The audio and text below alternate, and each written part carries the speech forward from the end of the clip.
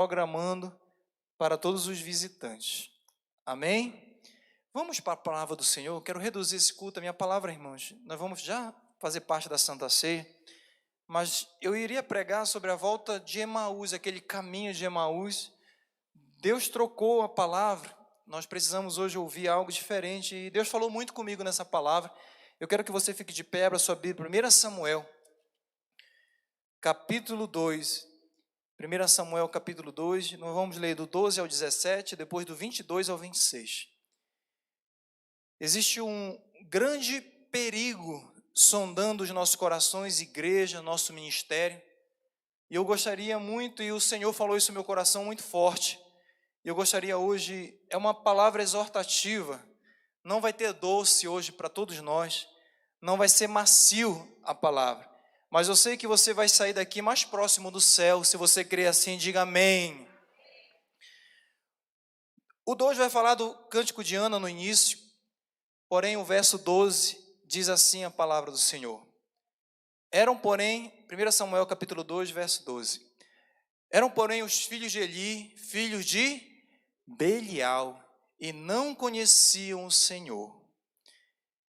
Porquanto o costume daqueles sacerdotes com o povo era que, oferecendo a alguém algum sacrifício, vinha o moço do sacerdote, estando cozendo a carne com um garfo de 3 dentes em sua mão, e dava com ele na caldeira. Olha o que ele fazia, colocava o cal na caldeira, ou na panela, ou no caldeirão, ou na marmita, e tudo quanto o garfo tirava, o sacerdote tomava para si. Assim faziam a todo Israel, que ia ali a Siló, uma cidade. Também, antes de queimarem a gordura, olha só isso aqui.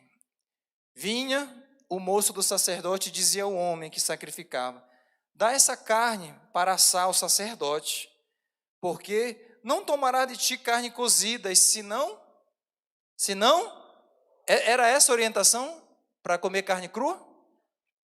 Então, fique ligado. E dizendo-lhe um homem, queime primeiro a gordura. Aí a pessoa que estava fazendo o sacrifício ainda tentava orientar aquele moço. Dizia assim, e dizendo o homem, queime primeiro a gordura de hoje, e depois toma para ti, quando já a tua alma, para ti, quando desejar a tua alma. Então ele dizia, olha a ameaça, não agora, a hás de dar, e se não, por força a tomarei. Era, pois, muito grande o pecado desses jovens perante ao Senhor, porquanto os homens o quê? Desprezavam uma oferta do Senhor. 22. Era, porém, Eli já muito velho e ouvia tudo quanto seus filhos faziam a todo Israel, e de como se deitavam com as mulheres que em bando se ajuntavam à porta da tenda da congregação. Você está dizendo que absurdo, né? E disse-lhes, por que fazer estas coisas? Porque ouço de todo este povo os vossos malefícios? Não, filho meus, porque não é boa fama esta que ouço. Fazeis transgredir o povo do Senhor. Como isso aqui é perigoso, irmãos. Pecando o homem contra o homem, os juízes julgarão. Pecando, porém, o homem contra o Senhor, quem o rogará por ele? Mas não ouvia a voz do seu pai, porque o Senhor queria eles não, Ofni e Finéias não ouviam a voz do seu pai, porque o Senhor queria fazer o quê? Os matar. Feche seus olhos, vamos agradecer ao Senhor. Maravilhoso Deus e Pai, eu te peço algo, Senhor, que tome a minha boca e fale, Senhor, aos nossos corações, não aquilo como teu servo já falou, não aquilo, Senhor, que queremos ouvir, mas aquilo que nós precisamos ouvir para estarmos, Senhor, na glória, para consertarmos os nossos caminhos e seguir contigo na eternidade. Diminua agora, Senhor, o homem, para que tu cresças, em nome de Jesus. Amém e amém. Amados irmãos, existe um grande perigo, e eu vou ser bem breve. E esse perigo chama-se o perigo de se acostumar com o sagrado. Hoje é noite de Santa Ceia. E nós viemos aqui, colocamos o terno, a gravata, o vestido. E nós adentramos a essas portas para celebrar a Santa Ceia do Senhor. Hoje nós viemos uma cerimônia do Senhor. Na segunda-feira nós temos orações, na terça-feira nós temos orações, quarta-feira culto, todos os dias atividade. E essas atividades corriqueiramente, quando nós viemos um mês. Quantas Santa Ceia o pastor Marcelo já participou? Tenho 41 anos, não faço ideia. E muitas das vezes existe um perigo por nós participarmos da Santa Ceia, dessas cerimônias, e nós incorremos um grande perigo. Qual é, pastor? É o perigo de nós acabarmos nos acostumando com tudo isso. Irmãos, eu estava de máscara ali, e eu estava agradecendo pela nossa orquestra aqui, porque eles cantaram a primeira vez. Eu conversei com o Paulo ontem, com o Rinei, a primeira vez que eles cantam, eles tocam um hino conjunto, né? Cadê o maestro? Alguém aqui para me ajudar? Daqui eu não estou chegando nada. Que vocês falou, pastor, nós vamos cantar. E aí eu fui o primeiro a aplaudir quando acabou, depois fiquei até meio sem graça ali, que a gente não, o povo às vezes é muito religioso, se aplaudir, tem gente que já fica olhando feio. Eu aplaudi porque eu já não estava nessa dimensão. Quando eu estava cantando a orquestra, porque muitas pessoas falam, pastor, quando a orquestra toca. Mas eu não quero me acostumar com isso. Quando eu vier à casa de Deus, quando a orquestra, o louvor, quando a mensagem for pregada, o meu coração ele precisa arder.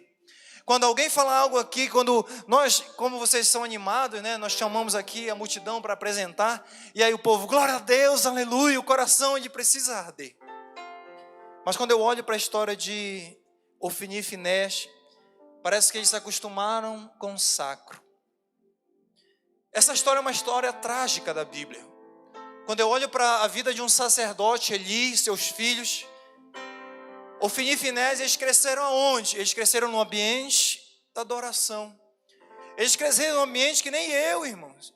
Eu cresci nesse ambiente de adoração, essa mensagem também ela é para mim. E às vezes nós estamos aqui 2 anos, 1 ano, 3 meses, 20 anos, crescendo num ambiente de adoração. E eu olho esses meninos, eles viram coisas maravilhosas. Eles cresceram aos pés de juízes. Eles cresceram aos pés ali do seu pai, Eli, ouvindo grandes histórias de quanto Deus tinha dado livramento, assim como nós também. Quando nós falamos, olha, o irmão aqui está batizando e ele foi curado. Ele foi curado porque Deus curou ele do câncer. Isso não arde o nosso coração mais. Mas existem pessoas que estão me assistindo, eu sei que estão com câncer nesse exato momento.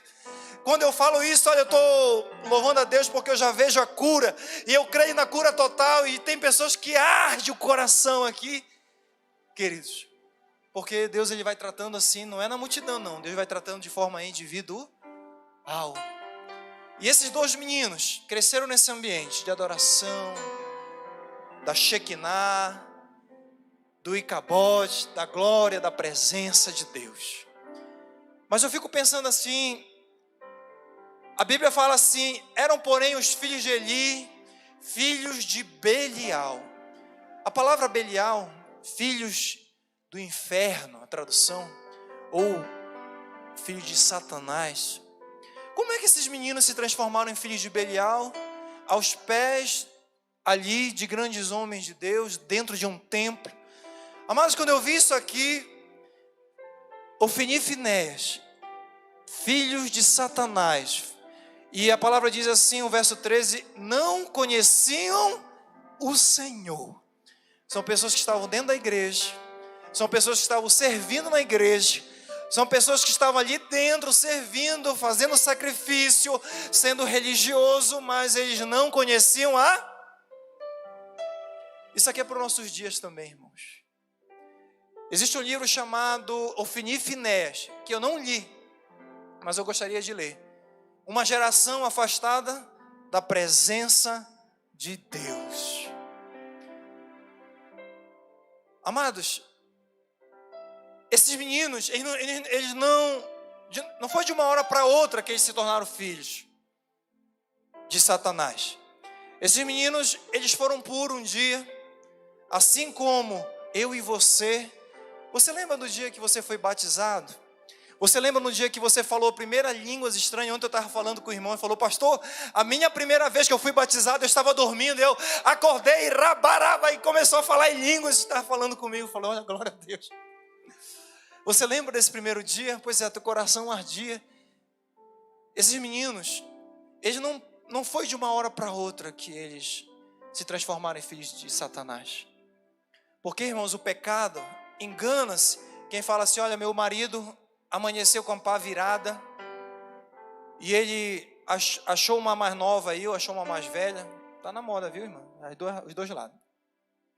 E ele saiu de casa, e o meu filho de uma hora para outra começou a usar droga. O pecado nunca é assim. Engana-se quem acha que o pecado, e hoje eu trago um alerta para você, igreja. O pecado, ele é sorrateiro.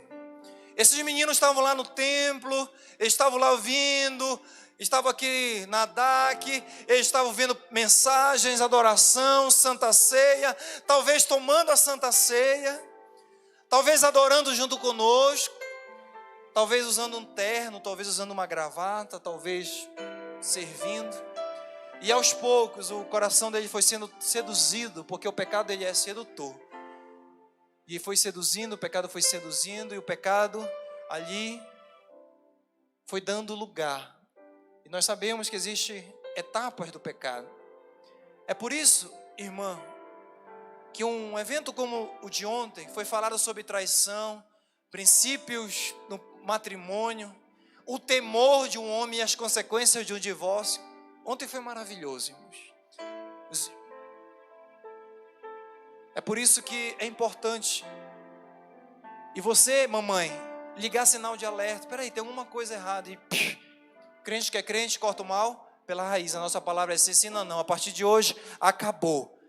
A partir de hoje é assim que vai ser. A esposa, olha, ele já chega, esse negócio de celular aí. Porque, irmãos, lá na minha casa eu não tenho senha no meu celular, no meu computador, no meu tablet. Eu não tenho. Aliás, eu não tenho senha pessoal. A senha do celular da minha esposa abre o meu celular, a minha abre o dela. E ela passa mais tempo, às vezes, online no meu celular do que eu. Porque ela pega as crianças, pega o celular para dar alguma comida, ela coloca um videozinho das 3 palavrinhas ali.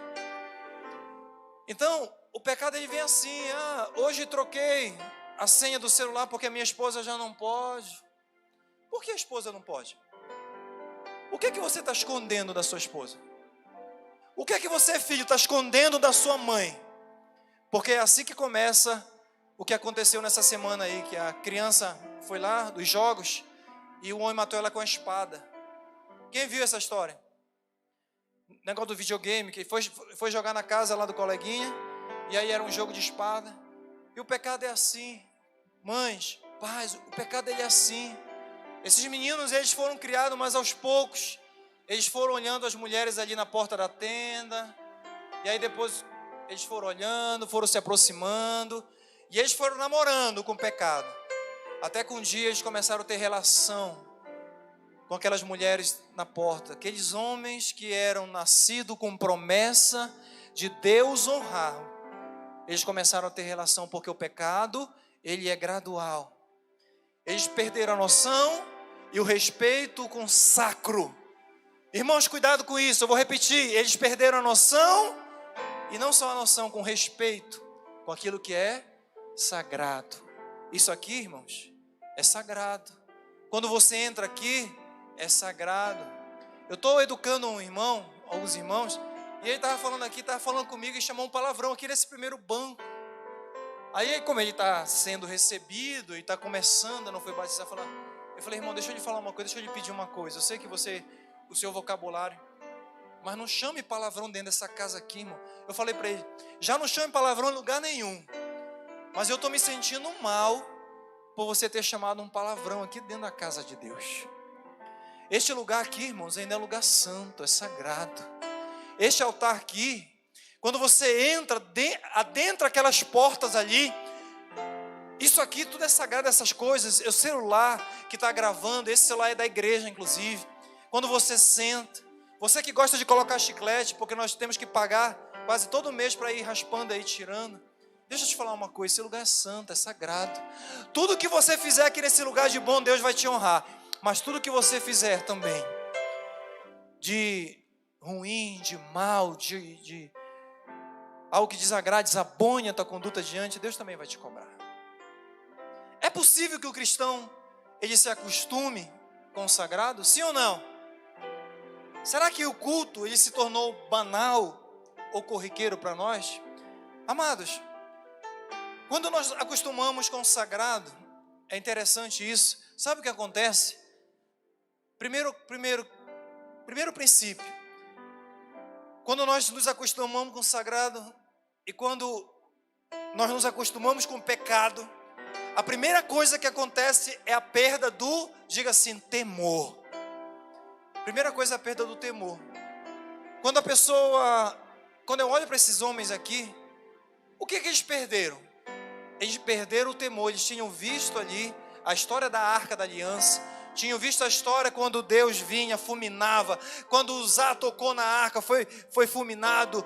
Eles viram quando Deus estava presente, não tinha gigante. Eles sabiam que Deus é um Deus de justiça, eles sabiam que Deus era um Deus de juízo, mas ainda assim, eles perderam o temor, eles estavam brincando com coisas sagradas. Às vezes nós estamos aqui, mas nós estamos aqui, perdemos o temor, porque somos crentes São Raimundo, como é? Um pé na igreja e outro no mundo. No domingo é o dualismo, né? No domingo eu estou ali, santo e sagrado, mas na segunda-feira, só Deus sabe, as amizades, meu celular, internet, aí vai. Eles perderam a noção do sagrado. Você foi separado? Você é santo, separado? Você tem que ser aqui e lá fora também, crente. A sua boca tem que ser santa aqui, mas a tua boca tem que ser santa lá na universidade, lá no teu trabalho também. Caso contrário, você já perdeu o temor e você nem percebeu. E a gente perde o temor também de forma gradual. Ló, a palavra do Senhor diz que Ló ele foi estendendo as suas tendas em direção a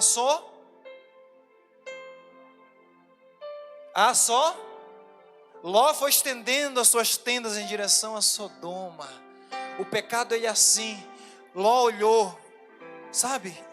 A pessoa que cobiça, o ser humano que cobiça e olha aquele ali subiu rápido naquele emprego, aquela mulher ali, rapaz, aquela mulher, e aí Satanás ele é muito sujo, e aquela cobiça vai no coração. Aí a palavra diz que Ló ele foi estendendo até chegar a Sodoma, até concluir e chegar ali perto de Sodoma. O temor de Deus, irmão, é a joia perdida dentro da igreja.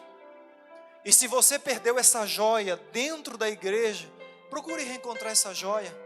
Procure reencontrar o respeito, o temor de Deus, mas não só aqui dentro. Porque esses homens, eles perderam o temor dentro e fora. Eu vou te mostrar a consequência do que é perder esse temor. A palavra do Senhor em Provérbios 9, e tem dois versículos que falam assim: o temor do Senhor, ele é o princípio da sabedoria, e o conhecimento do santo, a prudência. Olha isso aqui, o temor do Senhor é o princípio da sabedoria. Você quer ser sábio? Se você não teme, se você está brincando com as coisas sagradas, você não é prudente e nem sábio, porque você acha que é esperto. Irmão, sabe qual é o maior problema nosso? O maior problema de um homem que adultera, um homem que vive em pecado, uma mulher que trai o seu esposo, é que ela tem amnésia, mas ela pensa que Deus também tem amnésia. Irmãos, olhe para as pessoas que estão cometendo pecados, são pessoas más, e deixe na mão de Deus. Não coloque esse Deus, agora o fulano mexeu comigo, vai morrer. Não, nós não somos crentes vingativos. Nós somos crentes cheios de princípios, que nós acreditamos na justiça de Deus. Se você está olhando, a palavra do Senhor o Salmo diz que não tem inveja daqueles que praticam iniquidade, porque em breve eles murcharão, sim ou não? Como a erva verde. Ou seja, muito em breve. Tudo isso que você tem visto, irmãos, parece que eu tenho 100 anos de tudo que eu já vi, de pessoas que pecaram. Aí passa o primeiro ano, não aconteceu nada, então Deus esqueceu. Passa o segundo ano, terceiro ano. Irmão, lá na frente, A pessoa pensa, já está tudo kit, eu já fui lá na igreja, e uma igreja trouxe alegria, levantei a mão, está tudo bem, não houve arrependimento. Deus, Ele perdoa, mas eu quero te dizer uma coisa, todo pecado existe consequência. Todo pecado existe consequência e não tem amnésia. Não sejam crentes com amnésia. Todo pecado ele vai ter. Então, tenha essa sabedoria, seja sábio, não seja estúpido. Fala, antes de pecar, antes de cometer algo grave, peraí, com o que eu estou mexendo? Por que eu estou fazendo isso? Oh meu Deus, tenha consciência, eu sei que a tua mão é justa. Então, é prudente. A palavra do Senhor em Eclesiastes, ele fala assim, enfim, quando vocês lembrarem dessa palavra, Salomão fala assim, teme a Deus e guarda os seus mandamentos, porque isto é o dever de todo homem e mulher. Vocês sabem que homem na Bíblia aqui, isso é o dever, temer a Deus é o dever de todos nós. Então é um dever, sair daqui com o coração. A palavra temor, ela é uma qualidade positiva de duas outras palavras, que é respeito e reverência, que as pessoas confundem, né? Ter medo não é ter temor. É uma qualidade positiva, não é uma qualidade, as pessoas associam a algo negativo, mas temer é diferente de temor. Eu tenho temor pelo meu pai Osias, está lá agora, ele não está indo na igreja, por conta ele é um pastor que está jubilado. Eu tenho um temor pela minha mãe. Se a minha mãe falasse, eu tinha algumas passagens no passado, ela falou, meu filho, não venha. Você acha que eu fui em Belém? Porque eu aprendi uma coisa. Uma vez que a minha mãe falou, não vai a uma praia, lá é cheia de praia. Irmãos, deu tudo errado.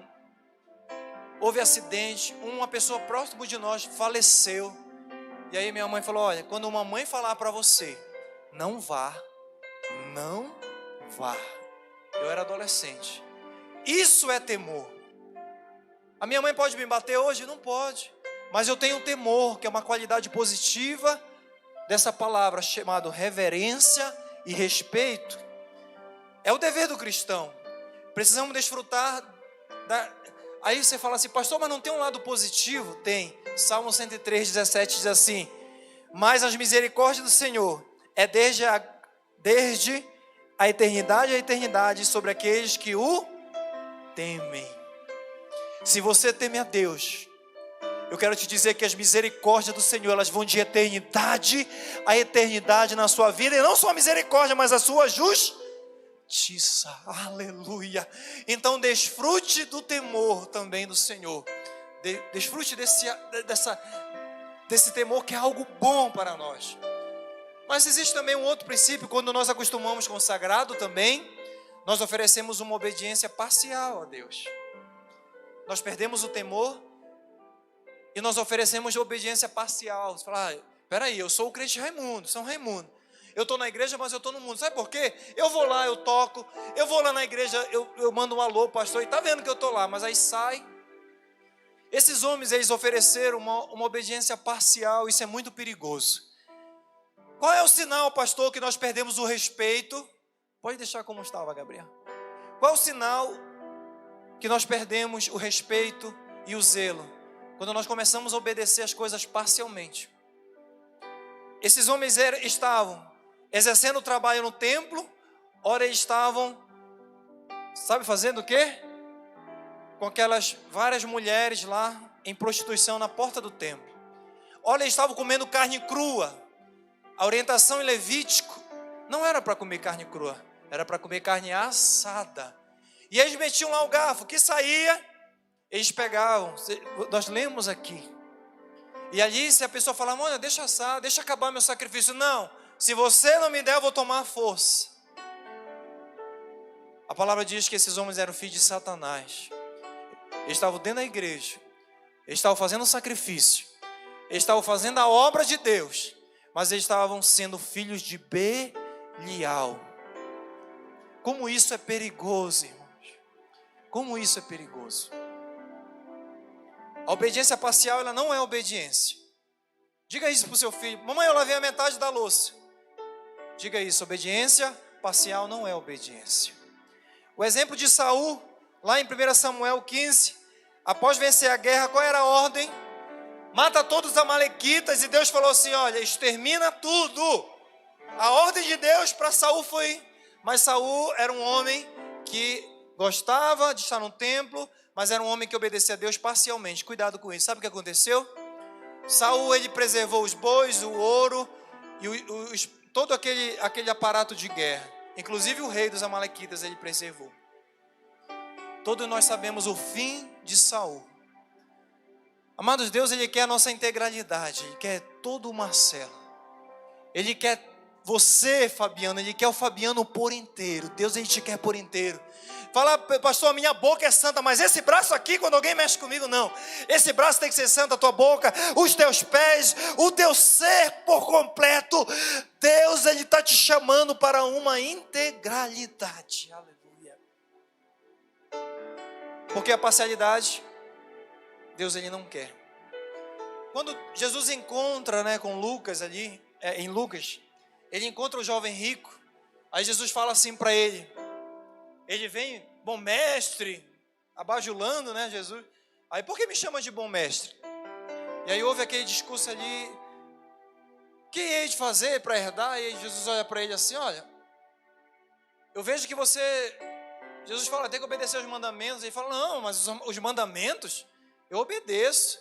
Não adulterarás. Isso aí tudo eu faço. Aí Jesus olha para ele e fala assim, agora vai. Jesus, profeta.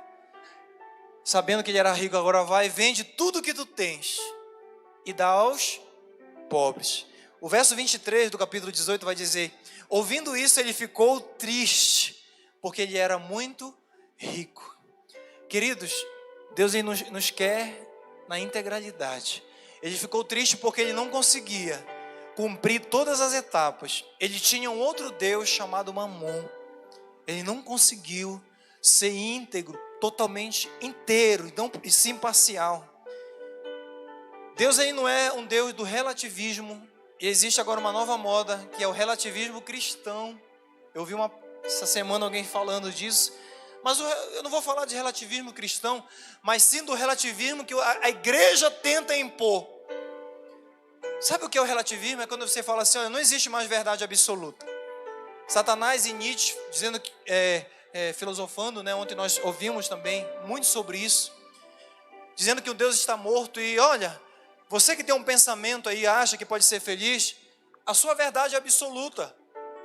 Ah, mas a partir de hoje eu vou tratar minha família assim, porque eu sinto que a liberdade aos filhos e a decisão que eles podem tomar de ser menino ou menina, isso, a sociedade, então a ciência, ela quer matar a religião. Ela fala assim, então isso é uma verdade absoluta. Então, nós acabamos relativizando, falando assim, olha, peraí, não é tão isso que o pastor está falando. Para entrar no céu não é tão assim também, não é muito sacrifício não. Eu vou lá na igreja, mas eu vou fazer algo aqui, então eu vou dividir meu tempo, Senhor. Não, Deus ele te quer por inteiro. Deus está te chamando para uma integralidade. Querido, sabe por que isso eu estou te falando como um pastor amoroso? Porque eu quero muito encontrar com você no céu. Eu quero você na integralidade, servindo a Deus com o teu coração, com a tua mente, com os teus desejos, com os teus sentimentos, inclusive vencendo diariamente a velha natureza, o velho homem. Porque se você batizou e acha assim, a partir de hoje eu sou uma super mulher, não vou mais adulterar, não vou mais pecar, você está muito enganado ao te batizar. Todos os dias nós precisamos combater um bom combate. Que é, pastor? É vencer a natureza. A velha natureza vai nos convidar, lindo, vamos pecar? Se você está na integralidade, você vai dizer não ao velho homem, à velha natureza. Se alguém quiser vir após mim, negue-se a si mesmo e tome a cada dia a sua, diga comigo, a cada dia, diga-se comigo, amanhã eu tenho que tomar uma cruz e vencer o velho homem. Oh Jesus, aleluia. Quando nós acostumamos com o sagrado também, nós desprezamos as pessoas que amamos. Eu olho para esses meninos, como o João, a Duda e o Pedro admiram o papai Marcelo. Irmãos, eu sou o herói para esses meninos. Eu fico imaginando Eli e esses meninos. Quando eram crianças, ali, o sacerdote é meu pai, o Eli, herói, nossos filhos. E de uma hora para outra, ele começa a falar assim: meus filhos, não façam assim, meus filhos. A Bíblia, em algumas versões, diz que ele corrigiu seus filhos brandamente. Existe uma mensagem que diz assim: Eli, um sacerdote que fracassou na sua paternidade. É muito interessante falar só sobre um sacerdote que fracassou. Mas hoje eu quero falar de uns filhos. Não vou culpar só Eli, porque aqueles meninos ali, eles também um dia deixaram de respeitar. E quando nós estamos amados, desprezando o sagrado, nós também desprezamos pessoas a qual nós amamos. Um filho que fica, obedeça o trâmite. Um filho, uma filha, um esposo que começa aos poucos a desonrar a sua esposa. Um filho que começa aos poucos a desonrar, alguém que começa a desonrar um líder, um pastor, um seu líder imediato na igreja. E isso é interessante, porque quando nós estamos desligados, vamos nos desligando, nós ferimos pessoas as quais nós amamos. Os nossos pais, o nosso cônjuge, o nosso irmão, o nosso próximo. Lá em Mateus 15, 4 diz assim: porque Deus ordenou dizendo: honra o teu pai e a tua mãe. Quem maldisser o pai e a mãe, certamente morre. Eu vou usar uma analogia. Irmãos, aquelas pessoas que desonram pai, mãe, esposo, líder, autoridade, tomem cuidado, porque isso aqui é princípio. O princípio ele serve. Isso aqui é princípio. Não está escrito ali o esposo, mas é princípio. Existe uma consequência. E quando nós acabamos nos acostumando com o sagrado, pastor, o casamento é sagrado? Eu vou te responder isso não, irmão. Claro que é. Pastor, mãe e pai é sagrado? Claro que é, filho. Pastor, autoridade constituída, ibanês. Eu vejo irmãos aqui, irmão, falando mal do governador, do presidente, da Dilma na época. Cuidado, queridos. Fecha sua boca, irmão. Não fale. Mas o irmão fala, e tem crente brigando com crente, porque esse é meu político de estimação. Deixa, irmão, deixa. Autoridade, deixa lá. Não traga essa maldição, não entre nesse mérito. Não entre nesse mérito. Quando nós estamos brincando com o sagrado, nós desprezamos as pessoas as quais nós amamos, pessoas que Deus colocou em nós. Preste atenção, isso é um princípio também. E para finalizar, a consequência agora. Vamos aplicar essa mensagem.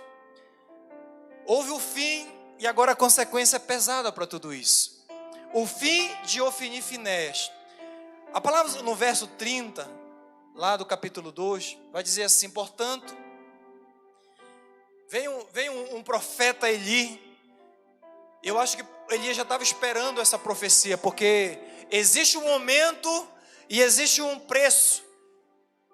Lembra que Deus falou assim: pesado foste na balança e foste achado em falta? Um dia a conta chega. A gente vê a pessoa pecando e brincando com o sagrado. Eu quero te dizer, infelizmente, não é a minha palavra, eu louvo a Deus por isso. Nós temos visto, quando eu falo infelizmente é porque eu tenho visto pessoas sofrendo consequências que 1 ano, 2 anos, 3 anos atrás. Mas um dia a conta chega, e no verso 30 a conta chegou o profeta Eli, e com toda a autoridade, você imagina aquele sacerdote ouvindo isso aqui. O verso 30, com toda a autoridade o profeta chega: portanto diz o Senhor, o Deus de Israel. Ele fala: na verdade, eu tinha falado que a tua casa, Eli, e a casa do teu pai, eles andariam diante de mim perpetuamente.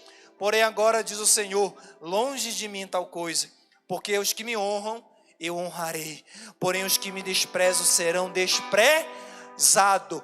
Deus falando com Eli: Eli, aqueles que tinha promessa para você. Quando a gente fala assim: olha, Deus tem promessa para você, eu não estou mentindo aqui, querido. Deus aí tem promessa sim. Pastor, Deus pode mudar de ideia? Pode. O verso 30 está dizendo: eu, na verdade, tinha falado que eu tinha promessa para a tua casa e a casa dos teus pais, mas a partir de hoje, eu honro aqueles que me honram, e aqueles que me desprezam, eu também irei desprezar.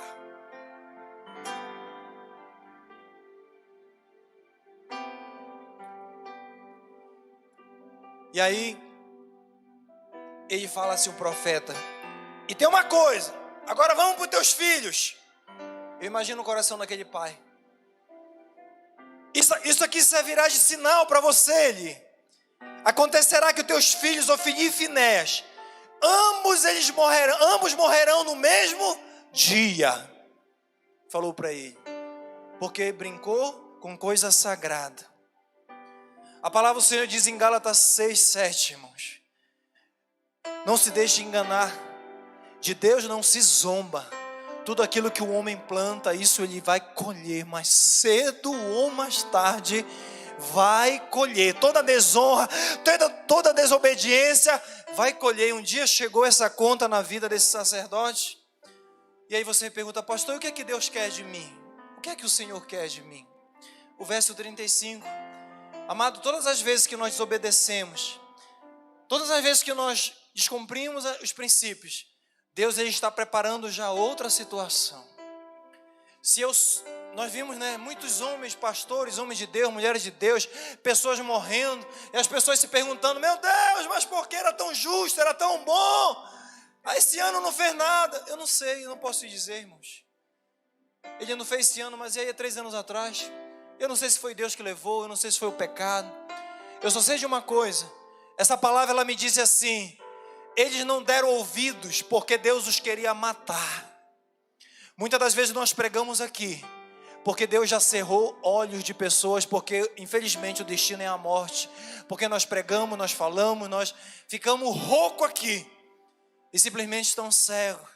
Simplesmente naquele grande dia vai haver uma fila e as pessoas entrando no céu, e ali a voz: entra no gozo do teu Senhor, e você entrando no céu, aleluia, glória a Deus, entra no gozo, vem mais um e mais um. E muitos, infelizmente, naqueles dias, não deram ouvidos à voz de Deus e continuaram brincando com as coisas sagradas. O que é que Deus quer de mim?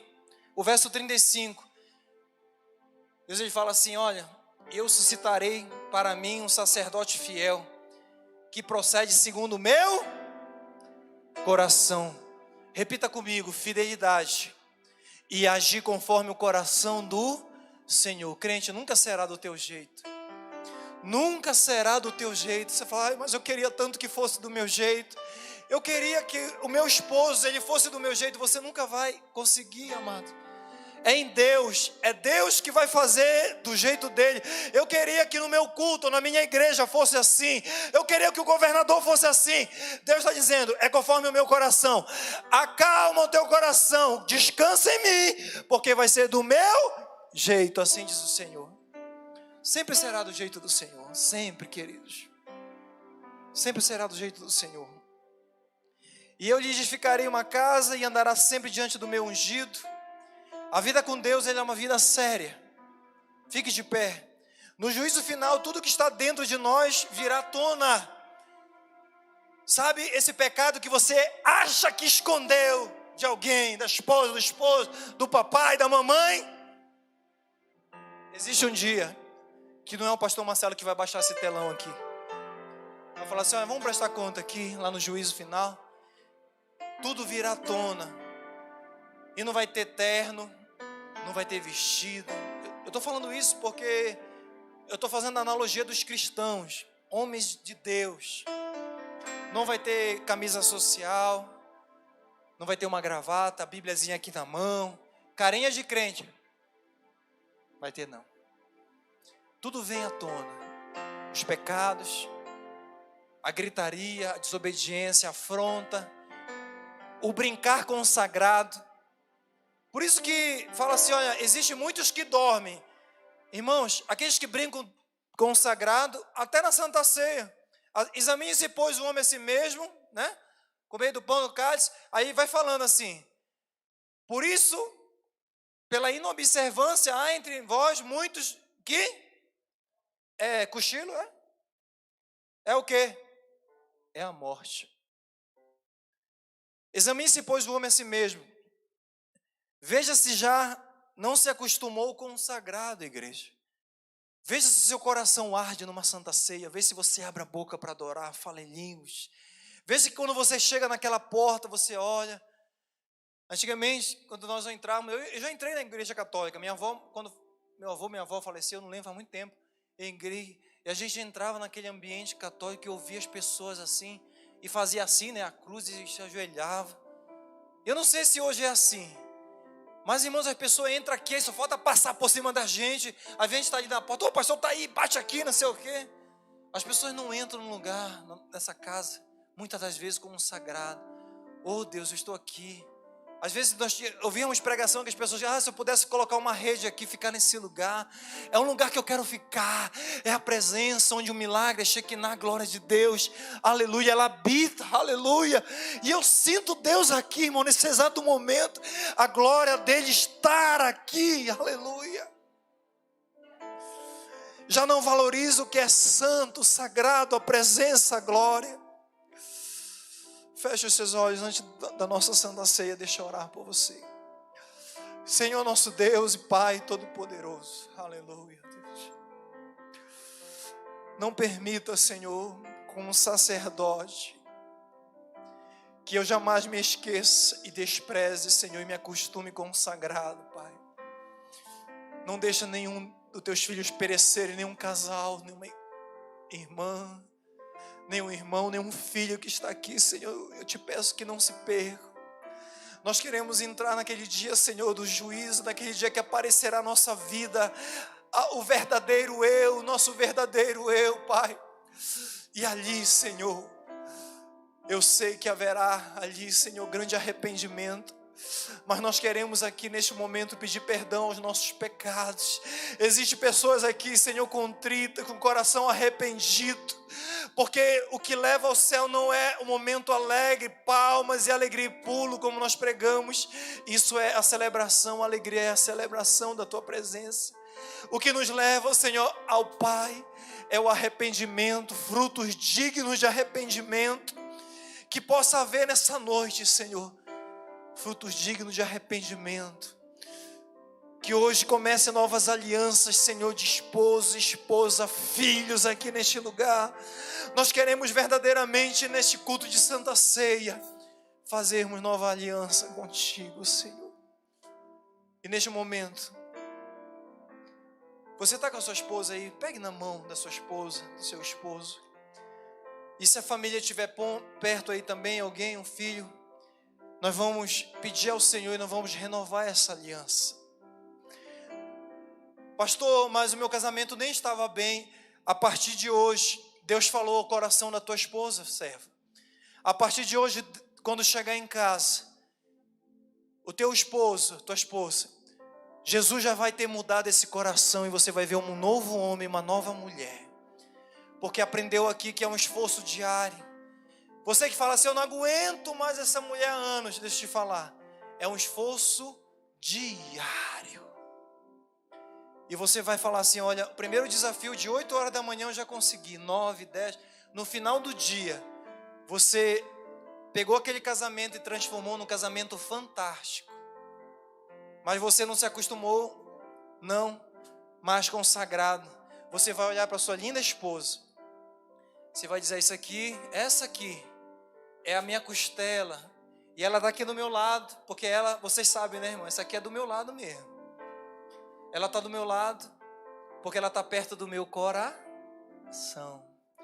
Ela está aqui, ela é como costela, porque ela está aqui perto dos meus braços para eu abraçar e cuidar, porque ela é o sexo mais frágil. Ela é a minha costela, ela está aqui ao meu lado, não para ela dar atrás de mim, mas para ela caminhar ao meu lado. Eu não vou ser minha esposa. Bora só. Não, eu não vou ser minha esposa. Só se for o encontro dos obreiros, o pastor está dizendo. Porque isso vai ser bom para o nosso casamento. Amém, queridos? Você crê nisso?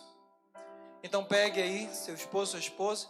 Fabiano, corre lá para tua esposa. 100 metros rasos, ela está bem ali te esperando. Silas, 100 metros rasos. Isso. Aleluia. Glória a Deus. Pegue nas mãos. Senhor nosso Deus, hoje, Senhor, nós entendemos que existe algo sagrado aqui, Senhor. É o nosso casamento e eu jamais posso, meu Pai, esquecer que essa instituição ela é sagrada. Eu não vou me acostumar, Senhor. Isso aqui é mais um casamento, não. Esse aqui é o casamento, porque Tu não és um Deus relativo. A Tua palavra diz: eu sou o alfa, eu sou o ômega, eu sou o princípio, mas eu sou o fim. A Tua palavra diz também, Jesus, que Tu disseste: eu sou o caminho, eu sou a verdade. Não existe todas as verdades, Tu és a verdade. Não existe outro caminho, Tu és o caminho, Senhor.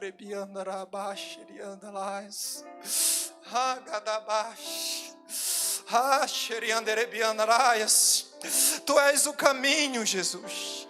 Tu és o caminho, Senhor. Tu és este caminho. E obrigado, Senhor, porque hoje, meu Pai, nós renovamos e pedimos perdão para o nosso cônjuge, para com Cristo também, aqueles que não estão aí com cônjuge. E hoje é uma nova aliança. E não permita jamais que nos acostumemos ao sagrado. Em nome de Jesus.